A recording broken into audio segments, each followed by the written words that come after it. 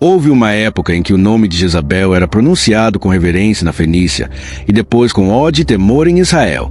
Hoje, seu nome ecoa como um símbolo de arrogância e ruína, uma advertência gravada na eternidade sobre o que acontece quando se desafia o Deus Altíssimo. Jezabel nasceu entre muralhas douradas e altares pagãos. Filha de Etaal, rei de Sidônia e sumo sacerdote de Baal, ela foi moldada desde o berço para reinar e manipular. Enquanto outras crianças aprendiam a brincar, Jezabel observava sacrifícios aos pés de estátuas colossais de deuses com olhos de pedra. Ela aprendeu desde cedo que o poder não é dado, é tomado.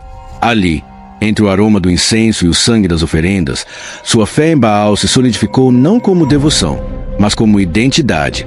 Baal era para Jezabel não apenas um deus, era a essência de sua existência. Sua infância foi marcada pela astúcia, e sua adolescência pela arte da persuasão. Não havia homem ou mulher que não sucumbisse ao seu olhar frio, calculista e sedutor. Quando Acabe, rei de Israel, buscou uma aliança com Sidônia, ela foi escolhida como elo político entre dois reinos.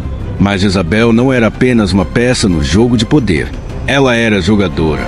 Ao chegar em Israel, Jezabel se deparou com um povo que venerava o Deus de Abraão, Isaque e Jacó. Para ela, essa fé era uma afronta à grandeza de Baal. Seu primeiro ato como rainha foi importunar as tradições locais com a presença massiva de sacerdotes fenícios e a construção de templos suntuosos para Baal e Azerá, a deusa da fertilidade. As ruas antes tranquilas agora ecoavam cânticos pagãos e o ar cheirava sacrifícios estrangeiros.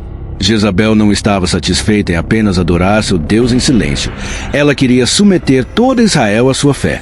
Acabe, um homem fraco de espírito, se tornará apenas uma sombra ao seu lado. A verdadeira governante de Israel usava vestidos bordados com ouro e coroas que refletiam o sol. Seus olhos, porém, eram mais gelados que o mármore dos palácios. Jezabel se tornará uma tempestade para os profetas de Deus. Muitos foram caçados e mortos.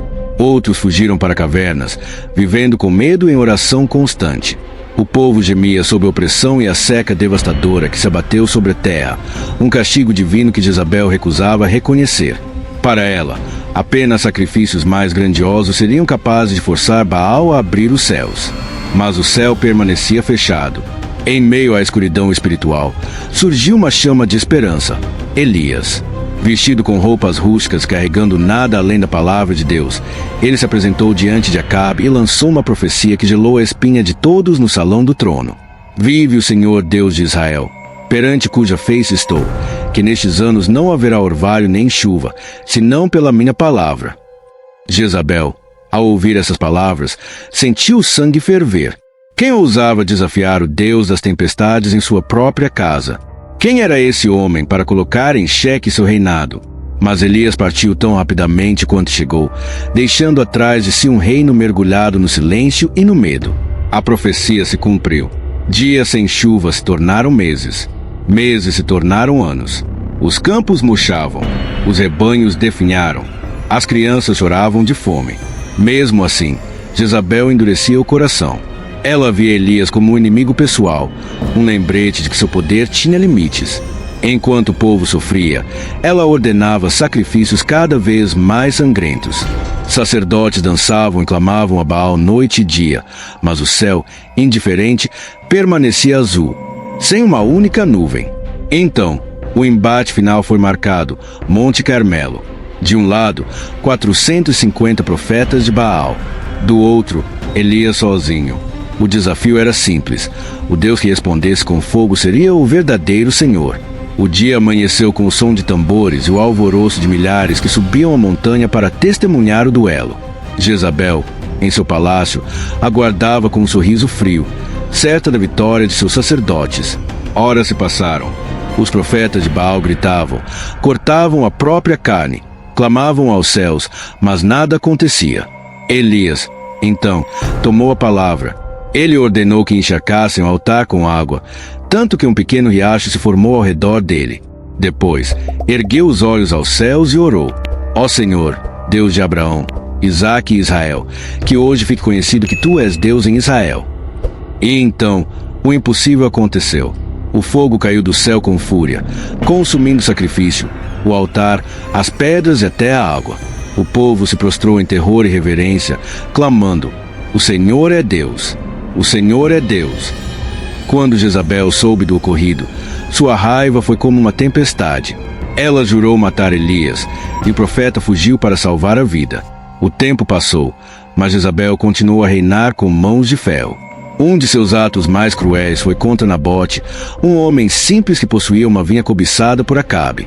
Quando o rei voltou para casa abatido pela recusa de Nabote, Jezabel zombou: "É assim que um rei de Israel deve agir? Deixe isso comigo." Ela tramou acusações falsas, mandou matar Nabote e entregou a vinha a Acabe. Mas a justiça divina não tardou. Elias retornou com uma mensagem de julgamento: "No lugar onde os cães lamberam o sangue de Nabote, eles lamberão o teu sangue, Acabe. E quanto a Jezabel, os cães devorarão a tua carne junto ao muro de Jezreel." Jezabel riu. Para ela, a profecia não passava de palavras vazias. Anos se passaram. Jezabel, já sem Acabe ao seu lado, morto em batalha conforme a profecia, continuava a manipular os eventos no reino através de seus filhos, que assumiram o trono um após o outro. Porém, a influência da rainha-mãe estava enfraquecendo. Seus olhos já não brilhavam com o mesmo poder, e os sussurros no palácio começavam a falar de vingança divina. Foi então que surgiu Jeú, um comandante militar impiedoso, ungido por Deus para erradicar a linhagem de Acabe e purificar Israel da idolatria. Jeú não era um homem de meias palavras. Ele vinha como uma tempestade, determinado a cumprir o juízo anunciado anos antes pelo profeta Elias.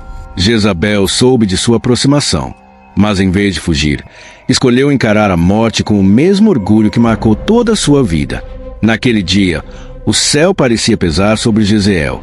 Jezabel, já envelhecida mas ainda altiva, pintou os olhos com col e arrumou seus cabelos com a precisão de uma rainha prestes a receber um visitante. Ela caminhou até a janela do palácio e observou as tropas de Jeú se aproximando, o som dos cascos ecoando como trovões. Ali, parada com o vento agitando seus mantos, Jezabel não demonstrava medo.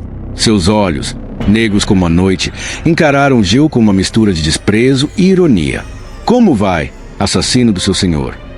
Sua voz cortou o ar como uma lâmina fina, mas Jeú não se abalou. Ele ergueu os olhos e lançou uma pergunta direta aos servos que a acompanhavam: "Quem está comigo?" Houve um momento de silêncio mortal. Então, lentamente, os servos que antes tremiam diante de Jezabel se voltaram contra ela. Seus olhares diziam tudo. O feitiço do medo havia se quebrado. "Lance-na daqui", ordenou Jeú, e sem hesitar, eles empurraram Jezabel pela janela. O corpo dela despencou em queda livre, batendo violentamente contra o chão de pedra. O impacto foi brutal. Sangue espirrou pelas paredes e manchou os cavalos de Jeú, que sem a menor cerimônia passou com sua carruagem sobre o corpo dela. No salão, Jeú ordenou enquanto comia e bebia: "Sepultem essa mulher, pois, apesar de tudo, é filha de rei."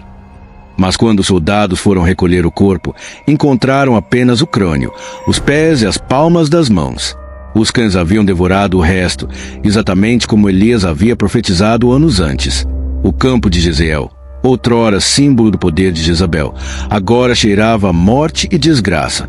Restos da mulher que ousara desafiar o Deus de Israel jaziam espalhados como esterco no campo.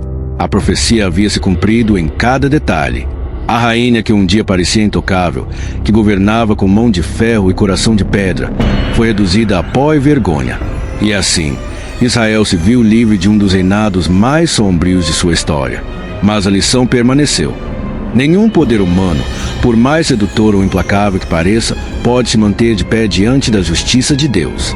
A história de Jezabel não é apenas sobre uma rainha má. É um lembrete eterno do que acontece quando a arrogância humana se levanta contra o Criador. Jezabel teve tudo: riqueza, influência, uma nação aos seus pés.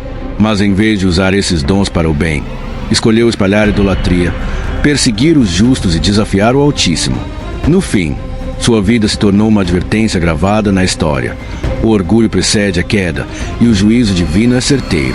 Se há algo que essa história nos ensina, é que a verdadeira autoridade não está nas coroas, mas naquele que sustenta o universo com a palavra de seu poder.